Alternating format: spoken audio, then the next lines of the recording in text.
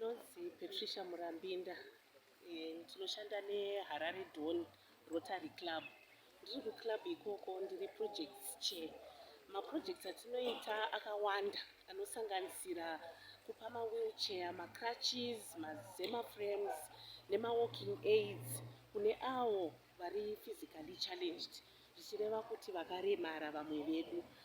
Nhasi tiri panapa nekuti PhysioNet yatinoshanda nayo avo vari based kuUnited Kingdom nekuIreland vakatitumirawo mawheelchairs munguva yapfuura anokwana kuita 120 atakakwanisa kupa kune avo vakaremara vasingagone kufamba. Ende vanhu vatakanyanya kupa vanhu vari kugara munharaunda yedu mumaruva.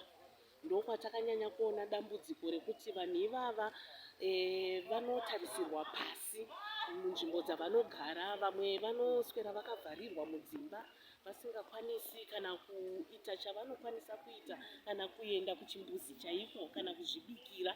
Saka takaona zvakakodzera seRottary Club of Harare Dawn kupa vanhu ivavo mawheelchairs kuitira kuti vakwanise kurarama semararamiro atinongoita isusu vanhu vari able bodied. Vazhinji vavo vari kupa kutenda. Ndofunga mangozvionera nhasi pane watapa wheelchair yechi15,000 yakadistributwa nePhysioNet kuti vakuzokwanisa kufamba vachiita zvavanoda, vachizvipusha vari muwheelchair imomo, vachikwanisa kungorarama semunhu wese ari muno muZimbabwe. Chinangwa chedu kana kuti donzo rekunge tichiita distribution yemawheelchairs iyi ndeyekuti tinovimba seRottary Club kuti tiri vanhu vakafanana. Nyangwe tichibva munzvimbo dzakasiyana siyana, nyangwe tine hurema hwakasiyana siyana, tinofanira kupa kodzero munhu woga woga muno muZimbabwe kuti ave neupenyu hwakanaka. Ndosaka tanga tichipa mawheelchair maona nhasi. Mukoma wanzi Patrick Zvaipa akaita tsaona 1987 muna 20 February. Saka akakurarama nehurema, aitopinzwa mubhara chakakwana icheni. But paurongwa hwaitwa nhasi neorganization ndafara zvikuru kuti takunomupa wheelchair achipusha ega, hachafa karuva mukadzi kuti ndipushe pabhara. Ini ndinoitwa Moses ndinobva kuChivu kupedza story. Ndine mwana wamainini wangu anonzi Lisa Leon Urayai.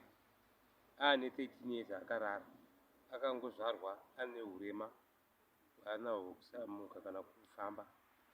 Asi ndinotenda Mwari noti vatibatsira neRottary Club kutipawo wheelchair. Zvinobatsira pakuti anokwanisa kusimba muviri wake semunhu anozinga akupota akagara, ari munhu anokwanisa kuburitsawo panze, uyezve ari munhu anokwanisa kusanganawo nemhepo yepanze nezuva. Izvozvo tinoona kuti zvinoimprova upenyu hwake, nekuti munhu akagara akangorarama pese ane maronda, asi iye zvino upenyu hwake hwatochinja nezvaitwa neRottary Club. Ndatenda havo.